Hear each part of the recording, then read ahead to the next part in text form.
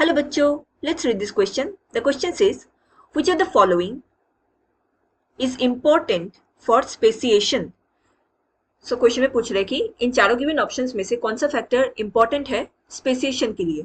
Option A seasonal isolation, option B reproductive isolation, option C behavioral isolation, and option D tropical isolation. So to answer this question, let us understand the key concept of this question. Here the key concept is speciation. So what is speciation? ये एक evolutionary process है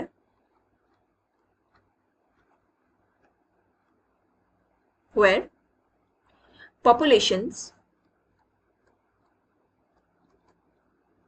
evolve to become distinct species.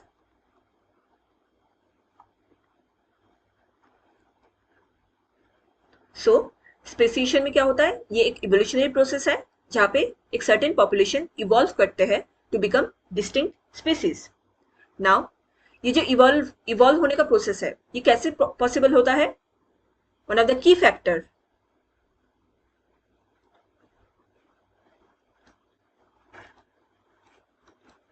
or prerequisite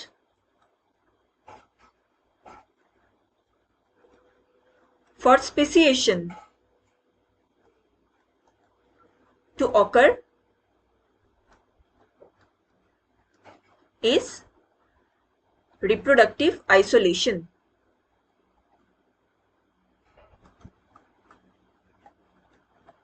So जब तक एक species के बीच reproduction होता रहेगा उस स्पेसीज में वेरिएशन आने में बहुत लंबा टाइम लग जाएगा.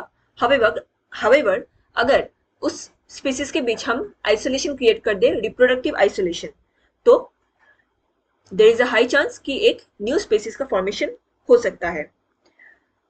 सो रिप्रोडक्टिव आइसोलेशन क्या है?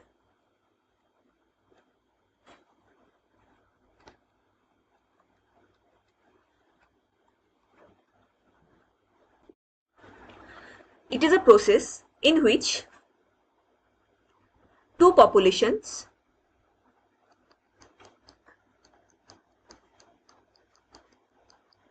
of a species are prevented. इनको प्रिवेंट किया जाता है from interbreeding among themselves.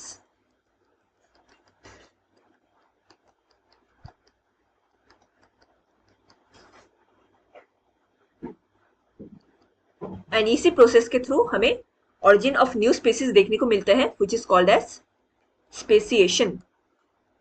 सो हम जब किसी स्पेसीज के बीच एक रिप्रोडक्टिव आइसोलेशन पुट अप कर दे तो दो सेपरेट पॉपुलेशन, जैसे कि फॉर एग्जांपल ये एक प्रीवियस पॉपुलेशन था बट यहाँ पे हमने किसी कारण से ड्यू टू एनी फैक्टर्स इनको रिप्रोडक्टिवली आइसोलेट कर दिया. सो नाउ ये यहाँ पे एक पॉपुलेशन बन जाएगा एंड दिस एरिया में एक और पॉपुलेशन बन जाएगा एंड धीरे धीरे इनके जो जीन पूल है वो डिफरेंट हो जाएंगे एंड इनके gene pool will be different.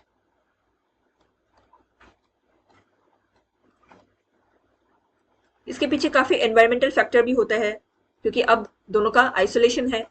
सो कई सारे फैक्टर्स प्ले करते हैं for their gene pool to be different from their previous population. So the correct answer for this question is option B reproductive isolation. Option A seasonal isolation क्या होता है? इसमें हमें किसी स्पेसीज के अंदर रिप्रोडक्टिव एक्टिविटी देखने को मिलता है seasonally. Certain period of time ये रिप्रोडक्टिवली ऑफ रहेंगे and then again after certain period of time ये फिर से रिप्रोड्यूस करने लग जाएंगे within the species. So ये हमें सीजनल लेवल में देखने को मिलता है. ऑप्शन सी बिहेवियरल आइसोलेशन, मतलब दो स्पेसीज में किसी कारण से बिहेवियर चेंज हो गया, उनके कुछ मेटिंग रिचुअल चेंज हो गए या कोई different reason way of food habit ये भी चेंज हो सकते हैं. सो इसको बिहेवियरल आइसोलेशन कहते हैं।